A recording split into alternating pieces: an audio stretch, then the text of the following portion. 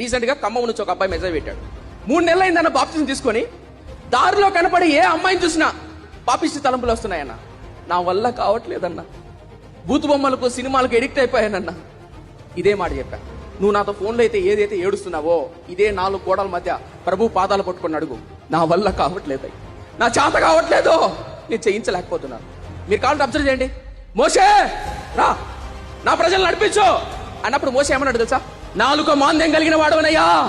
అదేంది మోషే, సకల విద్యలు ఎందు ప్రావీణ్యుడు కదా? కాదయ్యా, నత్తివన్నయ్యా.